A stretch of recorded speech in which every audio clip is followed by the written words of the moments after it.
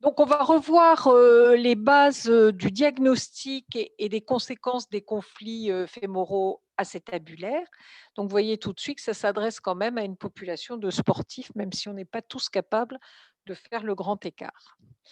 Alors, qu'est-ce que c'est que ces conflits? Que sont ces conflits? C'est tout simplement un contact anormal entre le fémur et l'acétabulum, et en particulier dans certains mouvements de hanche.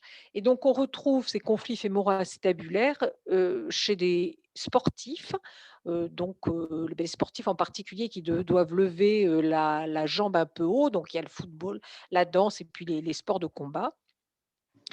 De façon un tout petit peu moins courante, on le retrouve également chez des travailleurs de force, qui s'accroupissent, et souvent ce sont, des pathologies qui se découvrent chez des sujets jeunes, entre 20 et 30 ans. Donc c'est une tranche d'âge qui a priori n'est pas touchée par l'arthrose, mais comme on va le voir, ça va entraîner, des arthroses précoces. Alors, cliniquement, ce que, vous allez rechercher, c'est des douleurs donc du pli inguinal, ça c'est pas très spécifique, avec en particulier des limitations dans la rotation médiale, en particulier quand on demande des mouvements un peu extrêmes et de flexion, adduction, rotation médiale. Et puis on le retrouve également dans une position assise et ou accroupi prolongé. En revanche, ces conflits, on va le voir, sont antéro-supérieurs, mais antérieurs, ce qui fait que les patients marchent, sans se plaindre et n'ont pas de douleur lorsqu'ils marchent. Alors la conséquence, et c'est pour ça que ces conflits doivent vraiment être dépistés, c'est l'arthrose précoce, et on dit que c'est la première cause d'arthrose, secondaire sur une hanche qui n'est pas dysplasique. Alors en fait, dans ces conflits, il y a 2 types de causes de ces conflits. Il y a ce qu'on appelle l'effet CAM, pour lequel la cause, elle vient de la tête et du col fémoral, et puis l'effet tenaille, dans lequel la cause, elle vient de l'acétabulum. On va commencer par l'effet CAM, donc anomalie morphologique supérieure, alors que l'autre, c'est l'anomalie de l'acétabulum. Et donc, le plus souvent, enfin dans 20 à 80, vous voyez, dans un certain nombre de cas et assez fréquent, eh bien, on a l'association de l'effet CAM et de l'effet tenaille. Commençons par l'effet CAM. Donc, l'effet CAM, c'est tout simplement la saillie osseuse de la jonction entre la tête et le col fémoral, qu'on appelle aussi le bump. Et cela se situe, et c'est important, dans le secteur antéro-supérieur du col fémoral. C'est-à-dire qu'on ne va pas avoir un col qui va être épaissi globalement, mais ce col va avoir une saillie dans sa partie antéro-supérieure. Et donc, on retrouve ce type de conflit chez des sujets jeunes. Souvent, ce sont des garçons qui se plaignent dans les mouvements de flexion et de rotation interne. Et puis, il y a un certain nombre de causes qui ont été évoquées sans qu'aucune n'ait été prouvée. Et en particulier, les séquelles d'épiphysiolyse dans lequel donc la tête aurait glissé en arrière, entraînant une dysmorphie de la partie antérieure du col. Alors, à cette, anomalie, congénitale ou acquise par glissement de la tête fémorale, vont s'associer les microtraumatismes de la FISE avant sa fusion, et une cicatrisation donc qui se fait en mode hypertrophique, et ça a été rapporté, dans de nombreuses études. Donc, que se passe-t-il, lors du conflit fémoro-acétabulaire par effet CAM? Donc, on a la saillie de ce col qui va venir buter contre le cartilage antéro-supérieur et l'acétabulum. Et puis, vous voyez, dans cet arbre à CAM, on voit très bien le col fémoral qui est arrondi sur ses 3/4, et puis dans la partie antéro-supérieure, tout d'un coup, il est augmenté de volume, et là, donc, va provoquer le conflit. Donc en imagerie, on a 2 choses différentes à rechercher. La 1re, c'est de savoir évoquer le diagnostic devant un sujet jeune qui a des douleurs du pli de laine, surtout s'il est sportif, et puis après de réaliser le bilan lésionnel. Alors réaliser, le bilan morphologique pour recherche, d'un conflit fémoro-acétabulaire, ça commence par une radio du bassin de face, et je dis bien une radio du bassin et pas une radio de la hanche. Et on va rechercher, un épaississement, une déformation de la partie haute du col fémoral. Et puis, on va également essayer de dérouler la partie antérieure et latérale et pour ça, on va faire des profils. Le classique est le profil de Dunn, l'incidence de Dunn, qui est décrite ici et qui permet de dégager la partie, supérieure du col fémoral ou alors le profil du Ducrochet, mais qui, est moins performant puisqu'on voit moins la partie antéro-supérieure que la partie supérieure seule. Que va-t-on rechercher? Des anomalies osseuses de non-sphéricité de la tête fémorale et puis la diminution de l'offset et on va y venir tout de suite. Alors, la non-sphéricité de la tête fémorale, vous voyez, vous prenez le centre de la tête fémorale, vous tracez un cercle et on ne doit pas avoir de saillie antérolatérale, ce qu'on appelle la déformation en crosse de la jonction entre la tête et le col fémoral. Vous voyez sur cette image opératoire, on voit cette déformation en crosse de la tête fémorale. Sur le profil de même, on va voir cette augmentation, de l'épaisseur du col antéro, su de profil, enfin par augmentation de son volume antérieur et cette augmentation du diamètre est également un critère à prendre en charge. Vous voyez ici, on a un profil de Dunn réalisé. Et puis ces anomalies, elles, peuvent être vues également, au scanner ou en IRM et donc il faut rechercher ce petit bombement de la jonction entre la tête et le col dans sa région supéro-antérieure. Mais, comme vous le voyez, la radio standard explore la partie latérale de face, la partie antérieure sur les profils, mais ce qui nous intéresse, c'est la partie antéro-supérieure. Donc l'examen de référence, c'est une imagerie en coupe, IRM, mais le plus souvent scanner chez ces patients, voire arthroscanner, on le verra pour la suite. Alors comment réaliser un scanner, pour, rechercher cette anomalie? Eh bien, on va, réaliser un scanner donc comme on le réalise actuellement avec des coupes volumiques, hein, c'est une acquisition volumique, une reconstruction, coronale et puis on va prendre un axe de reconstruction qui est celui de l'axe du col et on va venir faire des reconstructions radiaires comme dans rayon autour de ce col pour arriver à la partie supéro-antérieure et voir le maximum de débord de cette jonction tête et col. À partir de cette coupe de référence, on va calculer un angle, l'angle alpha ou de notre lit, et donc cet angle, on le calcule en mettant le centre de la tête fémorale, le centre du col fémoral. On va tracer une ligne au niveau du point de divergence entre cette circonférence de la tête fémorale et la jonction tête-col. Et puis, on va tracer également la ligne entre les deux points centraux de la tête et du col fémoral. Et l'angle donc de notre lit, ou l'angle alpha, c'est l'angle entre ces deux lignes, et sa normale doit être inférieure à 55 degrés. On y reviendra parce que je le dis une fois et je le redirai, ces 55 degrés, ils varient beaucoup dans la population. Alors, qu'est-ce qui se passe quand on a un bon moment en fait entre la tête et le col? Eh bien, cet angle va être supérieur et on dit qu'il est anormal s'il est au-dessus de 60 degrés. Donc, s'il est au-dessus de 60 degrés, on va suspecter une cause de conflit fémoro-acétabulaire de type CAM. Deuxième chose que l'on peut toujours sur la même courbe retrouver, eh bien, on va prendre une ligne qui correspond par le centre de la tête fémorale et du col fémoral, une parallèle passant par la tangente au bord supérieur du col fémoral et une troisième parallèle qui passe par le bord antérieur de la tête fémorale. Et on va mesurer la distance entre ces deux lignes parallèles, tangentes donc au col et à la tête fémorale. Et normalement, cette ligne doit être supérieure, cette distance doit être supérieure à 7 millimètres. Ici, un cas de conflit fémoro-acétabulaire par effet CAM, et vous voyez que l'espace entre les deux est diminué du fait du bombement de la ligne antérieure au col fémoral.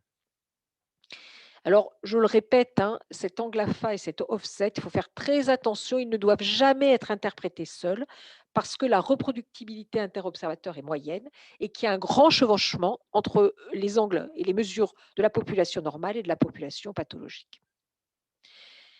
Donc là, on a vu sur la radio standard et au scan quels sont les signes qui peuvent nous faire évoquer un effet CAM.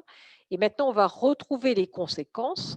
Donc, les conséquences en premier, ça va être une chondropathie, comme on voit ici sur cet arthroscan, donc une diminution de l'épaisseur du cartilage dans la partie antéro-supérieure, mais également une atteinte du labrum. Vous voyez ici sur cet arthroscanner le labrum dégénératif avec du produit de contraste qui s'insère dans ce labrum polymicrofissuraire. Et enfin, on va regarder des anomalies de l'os sous-chondral. Comme vous le savez, ça veut dire qu'il y a une arthrose qui est déjà débutante.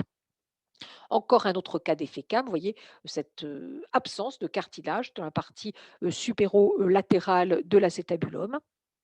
Et puis, une petite fissure du bourrelet. Et ces fissures du bourrelet chez le sujet jeune sont le plus souvent secondaires à un effet CAM. Alors, souvent, on voit sur les radios de face cette herniation pit et cette petite lésion qui correspond à une inclusion synoviale dans le col, peut être également le reflet d'un conflit fémoro-acétabulaire. Mais il faut cependant pas l'interpréter seul, il faut vraiment regarder s'il y a un œdème intraosseux, en particulier à l'IRM, qui pourrait faire évoquer un vrai conflit et non pas simplement une petite lésion séquelaire qu'on ne pourrait pas impliquer dans la pathologie douloureuse de ce sujet. Donc, on a vu l'effet CAM, donc l'effet secondaire à l'anomalie finalement du col fémoral.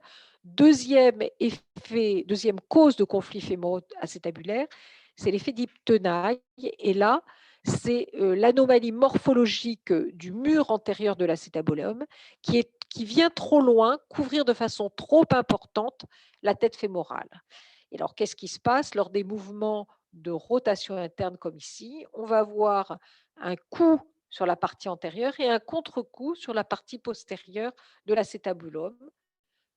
Donc, la conséquence, c'est qu'il va y avoir une lésion en premier du cartilage et de l'acétabulum, puis du cartilage à la partie supéro-antérieure, et en second, des lésions du cartilage à la partie postéro-inférieure. Mais ces lésions sont plus tardives et elles sont inconstantes. Alors, grosso modo, qu'est-ce que l'effet Tonaille? Je vous ai mis ici un scanner normal. Vous voyez que l'acétabulum est normalement antéversé. Il est ouvert en avant. En particulier, on va regarder ça dans la partie assez haute de l'articulation coxofémorale. Et par de multiples causes, et elles sont citées à droite, eh bien, on va avoir un débord antérieur, supéro-antérieur de cet acétabulum, donc un débord supéro-antérieur de la paroi acétabulaire qui va venir, dans certains mouvements, donc venir en conflit avec la tête fémorale. Donc, on va les voir, hein, mais grosso modo, soit on a une tête fémorale qui est trop enfoncée dans le cotyle, donc un cotyle trop couvrant, ou alors on a une anomalie de version du cotyle qui peut être due du cotyle lui-même, c'est-à-dire il peut être pas suffisamment antéversé, il peut y avoir des os acétabulaires, il peut être ossifié de façon trop longue, ou alors, et je ferai un petit paragraphe spécial, c'est très important de visualiser toutes ces lésions dans l'ensemble de la statique rachidienne et du bassin, puisqu'on va voir que la version pelvienne entraîne un changement dans la version acétabulaire.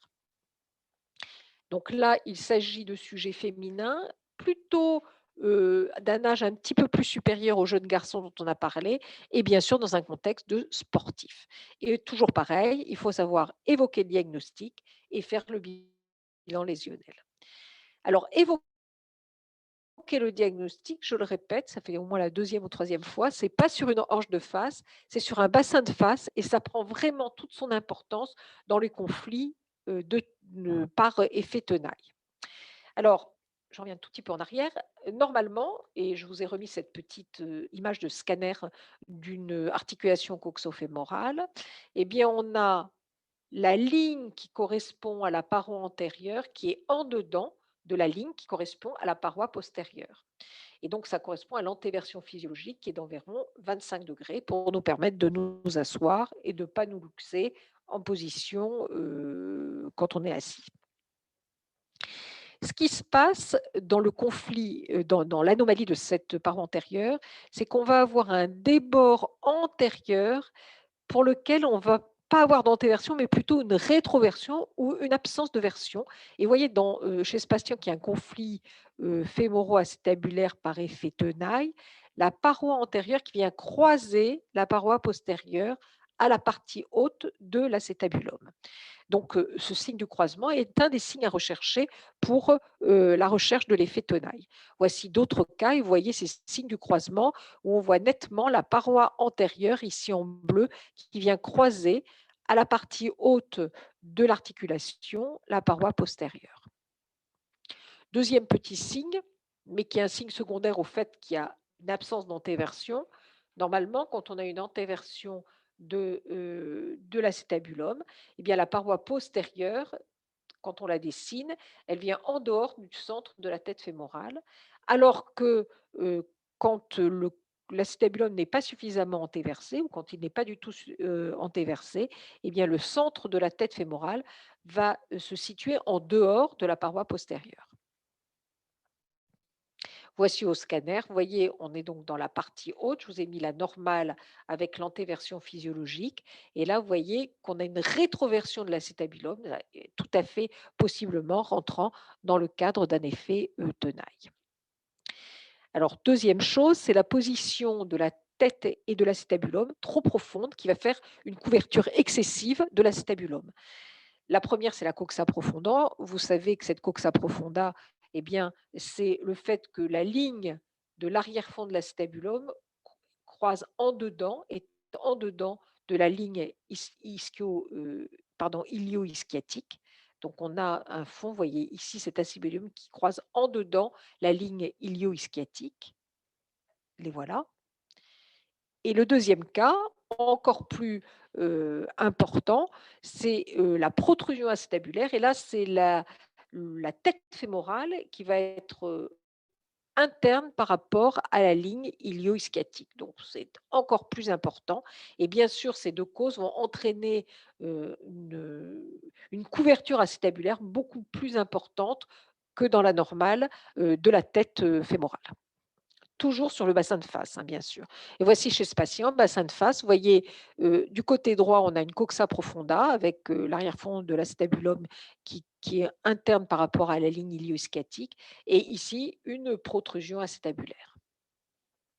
Alors, je l'ai dit, cette couverture antérieure de l'acétabulum va dépendre de la statique pelvienne et en particulier de la version pelvienne.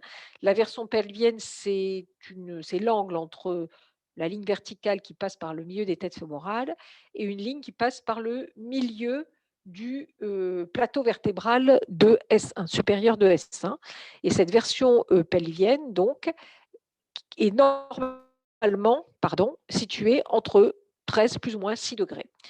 Et en fonction de la statique rachilienne, donc du déplacement du rachis, on va pouvoir avoir une diminution, une augmentation de cette version pelvienne avec une version acétabulaire qui va aller dans le sens inverse. C'est-à-dire que si on a une antéversion importante de la version pelvienne, eh bien, on va avoir une rétroversion de fémoro-acétabulaire. Et donc, dans cette rétroversion, c'est ce qui fait le lit de l'effet tenaille. En revanche, si on a une rétroversion importante du pelvis, eh bien, on va avoir une découverture de la tête fémorale, une antéversion plus importante que la moyenne de l'acétabulum sur la tête fémorale. Et ça, c'est moins intuitif, mais il a été publié à de nombreuses reprises que cela était le plus souvent associé dans les effets CAM. Donc, attention à la statique pelvienne qui peut être facteur favorisant de l'effet CAM ou de l'effet tenaille. Donc, on revient à notre effet tenaille. Donc, on va rechercher des anomalies morphologiques. Eh bien, le premier qui trinque, si j'ose dire, quand on a un conflit fémoro-acétabulaire par type tenaille, c'est le bourrelet acétabulaire. Vous voyez ici cette fissure avec un bourrelet qui a déjà été un peu long, qui lui-même peut entraîner un conflit. Et puis, on peut également retrouver des lésions ostéochondrales secondaires à l'atteinte du cartilage et du bourrelet. Et c'est vrai que souvent quand on fait un arthroscan, il faut attendre de façon, tardive, mais relativement tardive, pour voir le produit de contraste qui pénètre à l'intérieur de ces géodes par l'intermédiaire de la fissure labrale. On peut également voir sur la radio standard, eh bien ici, l'ossification du labrum qui va majorer la couverture antérieure. Voici sur ce scan également une ossification du labrum antérieur qui va majorer, vous voyez ici le retentissement important avec l'absence de cartilage et de labrum mou en fait à ce niveau. Et puis on va avoir la lésion de contre-coup, cette lésion du cartilage en arrière avec ce pincement et une condensation osseuse de l'os sous-chondral. Cette lésion, elle est vraiment, sur des conflits fémoro-acétabulaires tenailles très tardifs. Un petit mot aussi, il faut absolument demander au radiologue qui l'associe à ces, mesures, pelviens, ceux de la torsion fémorale, puisque c'est un facteur de risque de conflit fémoro-acétabulaire quand on a une diminution de l'antéversion, voire une rétroversion fémorale, ça va entraîner un retentissement sur la version fémoro-acétabulaire. Alors, je voudrais finir par donner quelques points de thérapeutique. Donc, vous l'avez compris, ça dépend à la fois, la thérapeutique va dépendre à la fois de la sévérité clinique et de l'étiologie anatomique retrouvée, mais également, en troisième point, du moment où on a le retentissement du conflit sur la dégénérescence de cette hanche. Alors, dans le diagnostic précoce, il ne faut surtout pas se précipiter chez ces jeunes.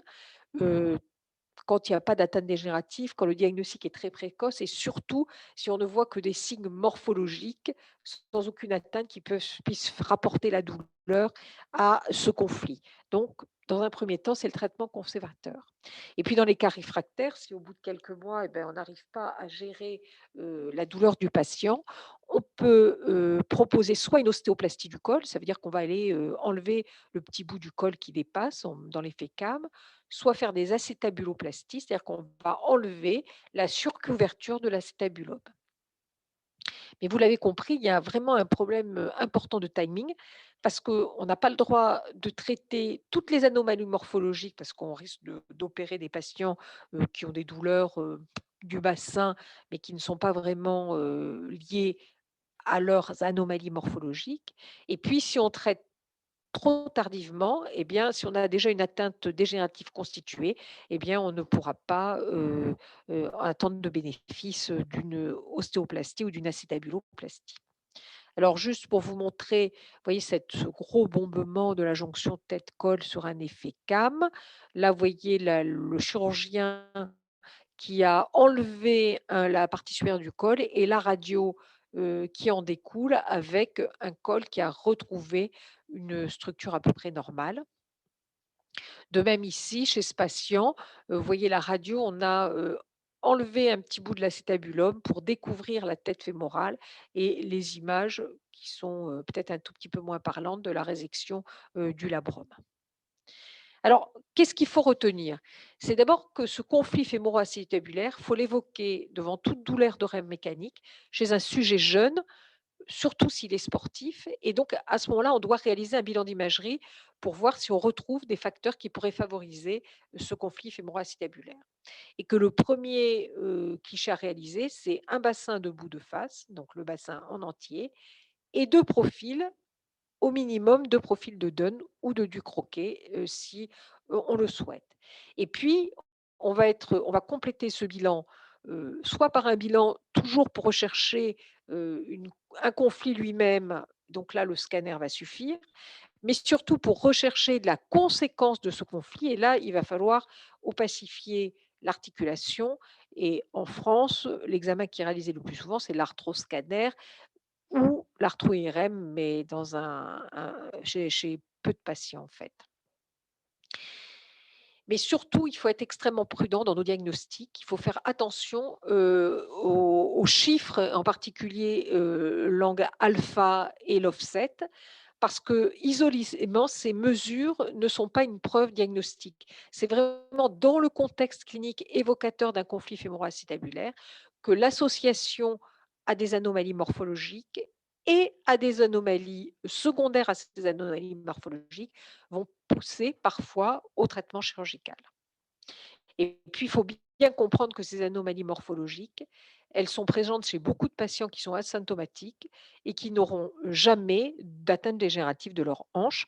Donc, il faut vraiment être prudent et que on va danser sur une corde là pour confier le patient au chirurgien. Et je vous remercie.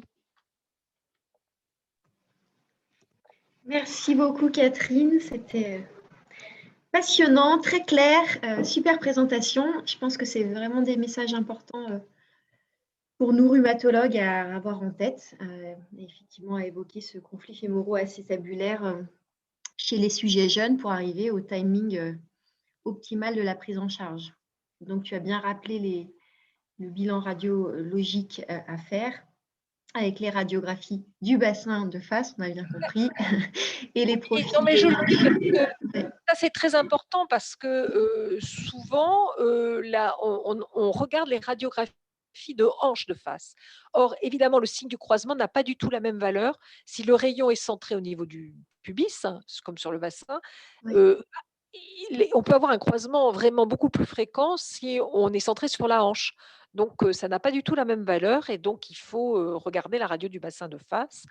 Alors, les profils de dunes, c'est quand même plus difficile. Franchement, maintenant, quand on a un jeune sportif pour lequel on recherche un conflit fémoro-acétabulaire, la vérité, c'est qu'on va aller assez vite faire un scanner avec des reconstructions pour pouvoir avoir toutes les mesures d'antéversion, les mesures également du fémur et les mesures du bassin.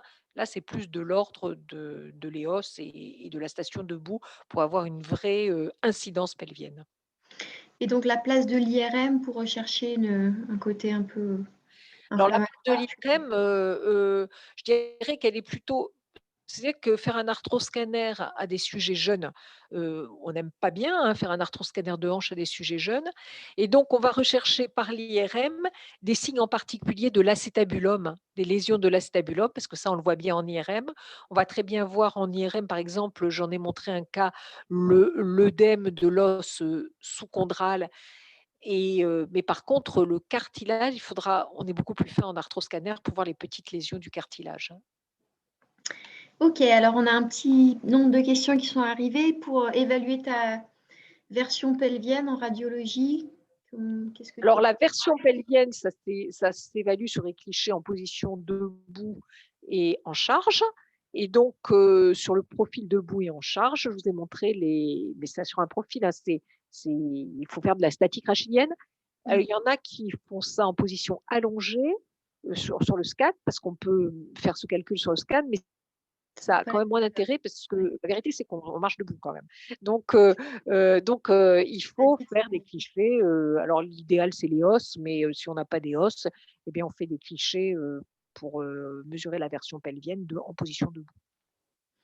On te demande d'expliquer bien la différence entre la coxa profunda et la protrusion acétabulaire.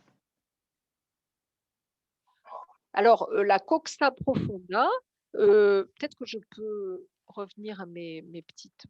J'ai peut-être passé un peu vite, mais je crois que ça sera. Je sais pas, voilà. La coxa profunda, finalement, ce serait le premier stade de la protrusion acétabulaire, c'est-à-dire que l'arrière-fond de l'acétabulum, ce qui est la ligne bleue, va être en dedans de la ligne ilio-ischiatique. Normalement, elles doivent se confondre ou même être un petit peu en dehors. Donc ça veut dire que la hanche et l'acétabulum, enfin la tête fémorale, et donc on va avoir une couverture un tout petit peu excessive de la tête fémorale. Ça, c'est la coxa profunda. Et la protrusion acétabulaire, c'est quelque chose que vous connaissez bien parce que c'est typiquement dans la polyarthrite rhumatoïde. On va avoir non seulement l'arrière-fond de l'acétabulum qui est en dedans de la ligne ilio-ischiatique, mais également un petit bout de la tête fémorale qui est en dedans de la ligne. Donc, ça veut dire que vraiment la tête fémorale a progressé trop de façon médiale dans le bassin. Et donc, la couverture de la tête fémorale par l'acétabulum va être beaucoup plus importante. Parfait. Donc, dans le reste des questions, sur le traitement conservateur, qu'est-ce qu'on doit dire par rapport à l'activité physique aux patients, du coup? Bah, alors et d'éviter. C'est un petit peu toujours pareil en rhumato, faut éviter ce qui fait mal, hein. C'est Ouais. assez simple. Également et bien sûr, si on a un jeune, qui fait, du judo ou encore qui fait du karaté, le mouvement de lever la jambe très haut ou une jeune danseuse, c'est évidemment un facteur, très, très favorisant. Donc on va leur dire, soit parce qu'ils n'ont pas un haut niveau d'arrêter, mais souvent, en fait, on sait que ces conflits fémoro-acétabulaires, c'est chez des jeunes qui s'entraînent beaucoup souvent. Donc on retrouve des footballeurs, pas professionnels ou vraiment qui jouent beaucoup ou des jeunes qui ont commencé très tôt. Il y avait eu un facteur favorisant aussi. On disait qu'à un moment donné, il y a eu des études qui ont montré que plus la pratique du sport avait été intensive jeune, plus on avait de conflits fémoro-acétabulaires. Donc quand on leur demande d'arrêter leur sport, c'est un petit peu comme si on leur demandait, d'arrêter définitivement d'aller au restaurant comme nous maintenant. Ça, on ne serait pas content. Donc, ils veulent bien arrêter pendant 1 ou 2, 3 mois, mais ils disent: «Bah, c'est mon sport, j'ai envie de le faire» et donc tout c'est tout ce jeu entre, la clinique, ce que la tolérance du patient et ce qu'il veut en faire et c'est un peu comme les skieurs, qui ont un accident de ski, qui ont des croisés. Si c'est les sportifs du dimanche, on va leur dire: «Bon, finalement, sans croiser, on peut très bien tenir». Si c'est des skieurs de niveau, il va falloir leur croiser, autrement leur genou ne va pas tenir, quoi. Et du coup, sur C'est la un petit peu ça surveillance, le qu'est-ce que tu proposes? Est-ce que du coup, il y a une pour voir la l'évolution, surveillance, elle est clinique. mmh, La surveillance, elle est clinique, où il a mal, où il a pas mal. Après, si on veut voir les conséquences, à minima, on va leur faire, des radios pour voir si la radio se modifie puisque on a quand même des signes de coxarthrose très précoces. Ce qu'on veut éviter, c'est que ça arrive à une coxarthrose. On voudrait, opérer au moment où il commence à y avoir des lésions du cartilage, parce que là, on est sûr qu'on commence à être, agressif pour la hanche à long terme, mais avant qu'il y ait une coxarthrose. Donc, moi je crois que, la radio standard, pour le suivi, elle peut être suffisante. On a la clinique et la radio standard. Si on a le moindre doute, c'est l'arthroscan qui va être le meilleur examen, hein. Mais ça, c'est pas quelque chose qu'on va pouvoir reproduire tous les ans. mmh mh. Très bien, je pense qu'on a répondu aux questions. Je vais lancer le questionnaire, pour tout le monde. J'attends de voir s'il n'y en a pas d'autres qui apparaissent. J'ai eu que des compliments, Catherine, sur ce merveilleux topo. C'était vraiment très bien. On te remercie de ta participation. Voilà, je crois qu'on n'a pas d'autres questions qui apparaissent. Eh ben, merci Catherine. Et puis donc, voilà, tu as que des 100. Voilà, magnifique, magnifique topo. Et puis donc, on se retrouve, nous, la semaine prochaine pour un nouveau cours qui sera présenté par le professeur Gossec sur l'intérêt des pros dans le suivi de la polyarthrite. Merci à tous. Au revoir. Au revoir.